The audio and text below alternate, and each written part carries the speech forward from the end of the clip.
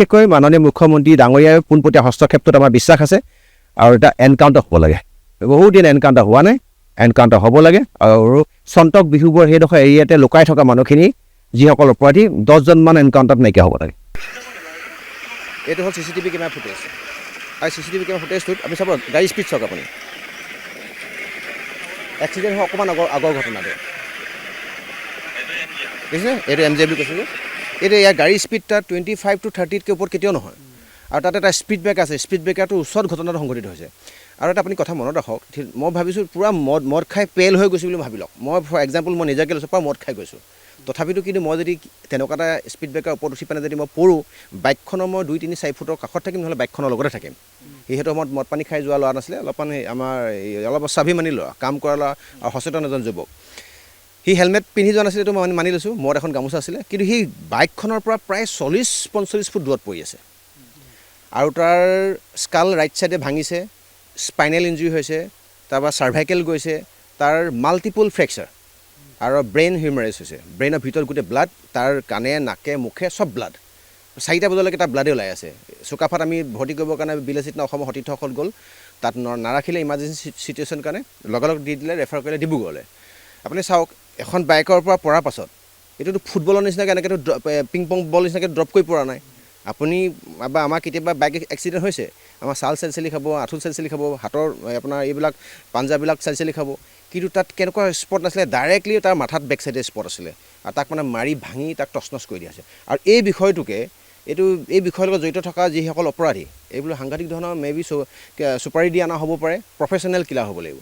আৰু professional killer নহ'লে এনেকুৱা ধৰণৰ এটাৰ আপোনাৰ স্পীড ব্ৰেকাৰ কাষত এটা টাৰ্গেট ল'ব, স্পীড ব্ৰেকাৰটোক তাক এটা মানে কাহিনী বনাবৰ কাৰণে স্পীড ব্ৰেকাৰটোৰ ওচৰত মানে ইনচিডেণ্টটো ঘটনা ঘটাব আৰু তাৰ পৰা 40-50 ফুট দূৰত বডিটো যে পৰি আছে, তেওঁলোকে ফিল্ডটো তাতে হৈ গুচি গ'ল আৰু মাল্টিপুল যে ফ্ৰেকচাৰ হ'ল।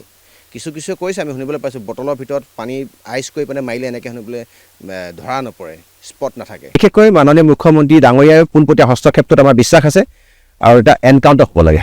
বহুত দিন এনকাউণ্টাৰ হোৱা নাই, এনকাউণ্টাৰ হ'ব লাগে আৰু চন্তক বিহুবৰ সেইডোখৰ এৰিয়াতে লুকাই থকা মানুহখিনি যিসকল অপৰাধী 10জনমান এনকাউণ্টাৰত নাইকিয়া হ'ব লাগে। এইটো স্পষ্ট কথা।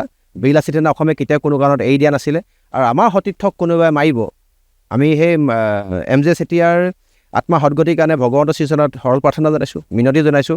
জাতীয় শ্বহীদ হিচাপে বিলাসী থানা অসম কেন্দ্ৰীয় সমিতিয়ে ঘোষণা কৰিছে, আমাৰ প্ৰথমজন জাতীয় শ্বহীদ, যি অসম আৰু অসমীয়াৰ কাৰণে, বানাক্ৰান্ত ৰাইজৰ কাৰণে 19 আগষ্টৰ পৰা দিনে ৰাতিয়ে কাম চলাই আছে। ঘৰ আপুনি দেখিছে, ঘৰৰ নিজৰ মানে উৰুলা অৱস্থা, ঘৰৰ সকলো সৰ্বস্ব এৰি, ৰোগীয়া মাকক এৰি ইতিমধ্যে MJ চেতিয়াৰ ককাইক 5 বছৰ আগত ঢুকাই গৈছে। যোৱাকালি মোক মাজু ককাইকে ফোন কৰিছে যে ডাঙৰ দাদাই মোক ঠগিলে, সৰু ভাইটিও ঠগিলে। কথাটো অলপমান পৰিতাপৰ বিষয়। আৰু এই সন্দেহযুক্ত মানুহখিনিক যদি কিবা কাৰণ যদি প্ৰমাণ হয় যে ইহঁতে, প্ৰমাণ হয় নহয়, অলৰেডি প্ৰমাণ হ'বলৈ গৈ আছে।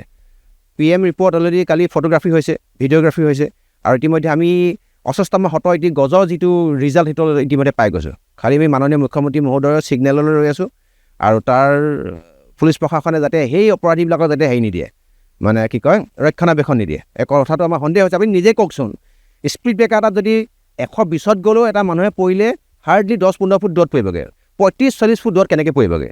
আৰু সন্মুখৰ JCB দাম পাই খুন্দা মাৰিছে, তেতিয়াহ'লে মাল্টিপুল ফ্ৰেকচাৰ ক'বলগীয়া একো নাছিলে। ডাঙৰ গছত খুন্দা মাৰিছে, তেতিয়াহ'লেও ক'বলগীয়া একো নাছিলে। মানে এটা সামান্য স্পীড ব্ৰেকাৰ, সেইটো ৰাস্তাইদি মই হাজাৰবাৰ অহা যোৱা কৰিলোঁ এই বানপানীৰ সময়ত।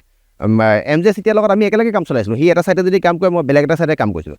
সহজ সৰল সাংঘাতিককৈ প্ৰচাৰ বিমুখ ৰাইজক কাম কৰি থকা এটা ল'ৰা আছিলে। খানা পিনা একো নাখায়, আপোনাৰ দিনডাল কেৱল কামতে লাগি থাকে। তাক আমি ক'বলগীয়া হয়, একো সকলো সময় সি 24/7 আৱাৰ্ছ ৰাইজৰ কাৰণে দি আছিলে। আপোনাক কি ক'ম, সকলো এৰি সি কেতিয়াবা মানে তাক মনত পেলাই দিব লাগে, তই ভাত খা বুলি, তই চাহ খা বুলি। সেই মানুহজনক যে মাৰি পেলালে, সেই মানুহজনক যে সকলোৱে পৰিকল্পিতভাৱে এই আপোনাৰ সন্দেহযুক্ত মিয়াকেইটাই, বাংলাদেশীকেইটাই যোৱাকালি শৃংখলে কৈছেগৈ। আৰু ইয়াৰ লগত জড়িত হৈ আছে আপোনাৰ কি কয়, তাৰ কৰ্মী নামৰ যিজন OC ইনচাৰ্জত আছে, ইতিমধ্যে যোৱাকালি শৃংখলে কৈছে। এইটো আমাৰ সন্দেহ হৈছে। যদি সন্দেহ এটা কাৰণে হৈছে যে সেইটো সময়ত সেই কৰ্মী বুলি কোৱা মানুহজন, যেতিয়া দুটা ডিছপিউট চলি আছিলে, সেই তাত গৈ মানে হাত মুখ ধুইছে বুলি কৈছে। মোৰ যদি মোক তাৰে মানুহে খবৰ দিছে, হাত মুখ ধুইছে, তাত বহিছে। কি কাৰণে বহিব তাত কিয় হাত মুখ ধুবগৈ? দুয়োটা ছাইড অপৰাধী হয়। আৰু ৰাতি যেতিয়া মাৰপিট কৰিছে, আমাৰ ইমদাদ আলী হেনো বোলে হেৰিয়ে থানাৰ পৰা গালি দিছে। কোনে মাৰপিট কৰিছে? কোনেও মাৰপিট কৰা নাই, আমি তাতে দুটালৈকে পঢ়া দি আছোঁ কৈছে। দুটালৈকে যদি কোনেও মাৰপিট কৰা নাই, সেই ভূতে আহি চহি থৈ গ'লেই নেকি আঁতৰৰ ৰহমানক?